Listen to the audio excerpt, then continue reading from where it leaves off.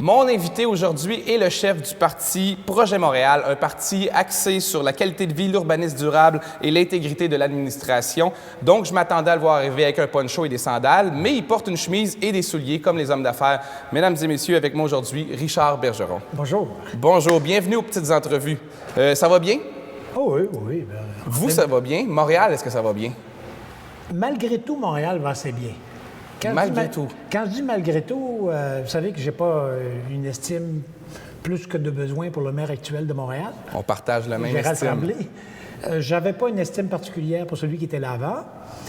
J'estime que M. Doré, qui était l'avant-dernier, son deuxième mandat, il y a eu une crise économique grave. Son premier mandat, il a commis quelques erreurs graves. Et M. Drapeau, les 15 dernières années, c'était trop.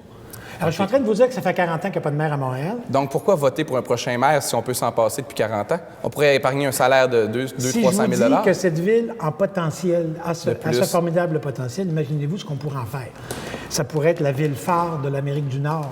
Alors, on n'a encore rien vu dans ce que va être le phénomène urbain au 21e siècle. Et on a besoin de références, on a besoin d'exemples, Montréal pourrait l'être. Montréal pourrait l'être autant que Copenhague l'est pour l'Europe, autant que Melbourne maintenant l'est pour la zone... autant que le quartier 10-30 l'est pour la Rive-Sud. Bravo pour le contre-exemple.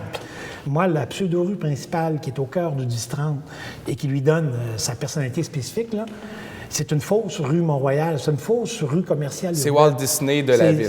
Et c'est tout en toc, hein? On croit que c'est de la pierre, mais vous cognez, là, c'est juste du carton-pâte. Ça, c'est du vandalisme, ça. Non, c'est pas du vandalisme. Vous êtes en train de détruire le quartier Non, quand on t'a juste vérifié à l'oreille si on a affaire à de la pierre ou à du carton, c'est quand même pas du vandalisme. Mais quelle déception! On s'entend qu'avec Turcot et Champlain, les 10 prochaines années à Montréal risquent d'être un peu l'enfer. Moi, je me demande d'ailleurs si on ne devrait pas simplement quitter Montréal pour une dizaine d'années et revenir, parce qu'on fait des rénovations dans notre maison aussi fortes que ça, on va habiter chez une tante. Parlez pas trop en mal de Montréal. Je veux pas parler en mal de Montréal. Une ville extraordinaire. J'adore Montréal. Avez-vous un quartier préféré? J'ai plusieurs quartiers préférés. Nommez-moi-en un.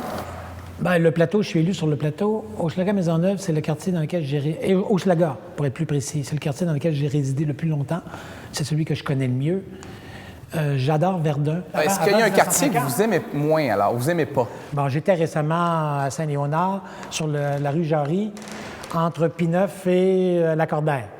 Ça, c'est d'une laideur. Vous pouvez pas savoir comment c'est laid. Ah, je peux savoir. Allez-y. Allez-y pour voir comment c'est laid. Pour voir comment c'est laid. Parce que souvent, on dit le boulevard de Laurentides de Laval comme étant le symbole absolu de la laideur, ou le boulevard Tachereau.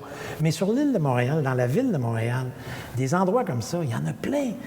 La rue Sherbrooke, à l'est de Viau, entre Viau et le tunnel Hippolyte-Lafontaine, c'est juste un strip commercial tout le long. Ça, c'est la ville de la motorisation de masse, c'est la ville de l'auto. Celle-là, je ne l'aime pas. Donc, trois mandats pour Richard Bergeron. Gérald Tremblay en a eu 3.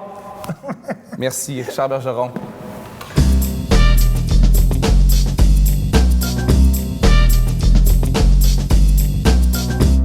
Les médias, pour fonctionner, ont besoin d'antagonisme. Alors, ils ont besoin de chercher la bête noire tout le temps, parce que sinon, c'est pas intéressant, alors. Dire, on est en train de faire quelque chose d'extraordinaire sur le plateau, puis la population, la majorité de la population en est tout à fait heureuse, parce que c'est ça qu'ils avaient demandé, puis c'est ça qu'ils ont. Ça fait pas vendre. Alors, ce que tu fais, tu attends qu'on inverse le sens d'une rue, Colomb, par exemple. Ou Laurier, là, tu te pointes là avec toutes tes caméras le premier matin, tu demandes à l'automobiliste, tu ne demandes pas où il habite, s'il arrive de Laval ou s'il arrive de Saint-Clinclin-des-Vaches. Tu lui dis, es-tu content là, qu'ils aient changé le sens de rue? Et là, le gars va répondre, et ça, c'est bon, ça, pour la télé. 3 novembre 2013. 3 novembre 2013, votez Richard Bergeron. Voilà.